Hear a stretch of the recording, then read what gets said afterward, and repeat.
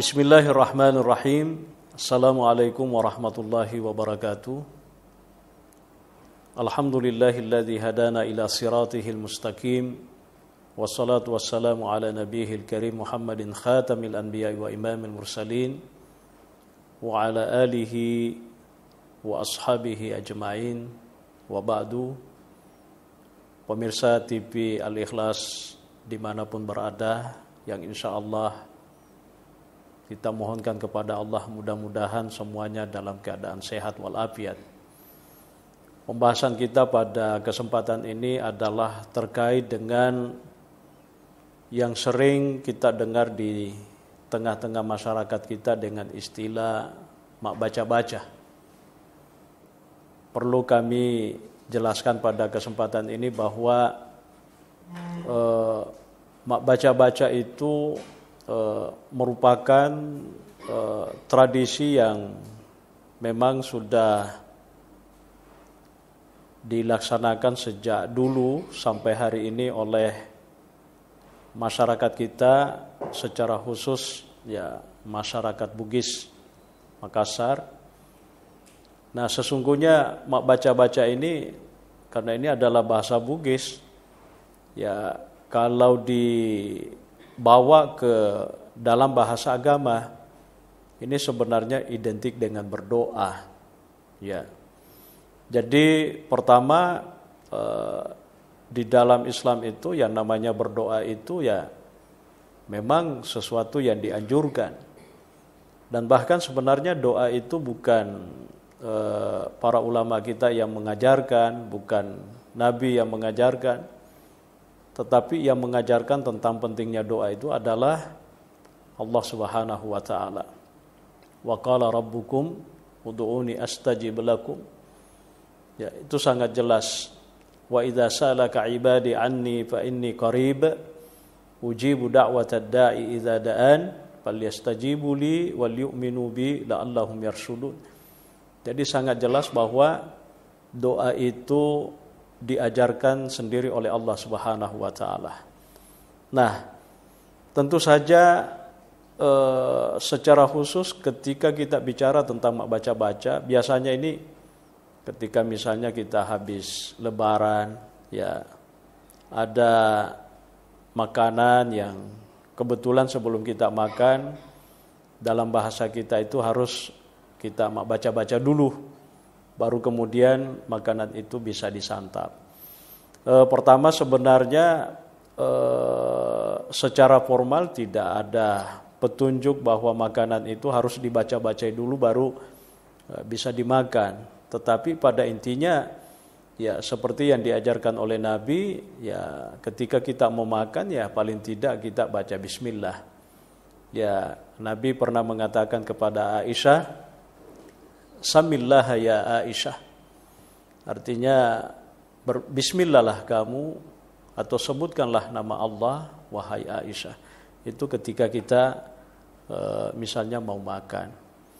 Nah, tapi karena tradisi ini ya baca-baca yang identik dengan doa, ya itu juga sesuatu sebenarnya yang warid, sesuatu yang baik, karena doa itu pada dasarnya seperti yang disebutkan itu ya merupakan sesuatu yang dianjurkan. Jadi ketika makanan sudah siap ya disantap, ya sebelum kita menyantap makanan itu ya memang sebaiknya kita berdoa, alias mak baca ki ya kalau dalam bahasa Bugis. Ya paling tidak baca-bacanya itu ya kontennya kita meminta mudah-mudahan makanan ini berkah, mudah-mudahan makanan ini menjadi nutrisi positif yang kemudian dengan makanan itu nanti bisa kita beribadah lebih fokus, lebih banyak ibadah.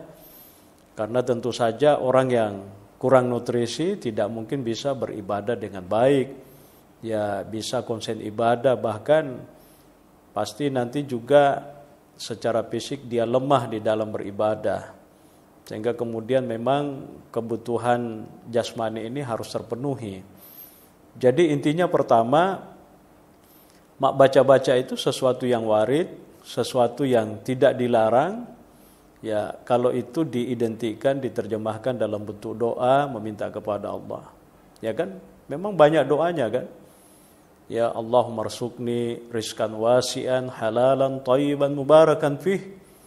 Ya Allah, berikanlah aku rezeki yang halal, yang baik dan berkah. Ya. Ya, itu satu bentuk doa kita. Ya Allahumma apa? Ya tahli abwaba rahmatika wa abwaba rizkika. Ya Allah, bukakanlah untukku pintu rahmat dan pintu rezekimu.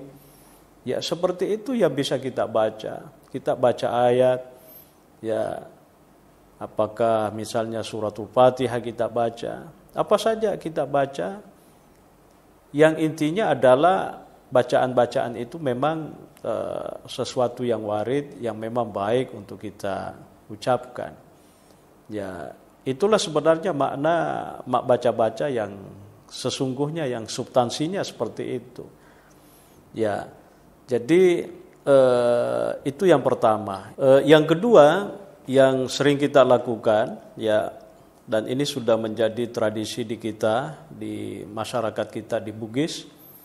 Ya, misalnya setiap selesai Lebaran atau mungkin ada acara syukuran, ya kita berdoa di depan makanan yang sudah disiapkan itu. Biasanya kita berdoa untuk orang tua kita yang sudah meninggal, yang sudah wafat. Tapi ada satu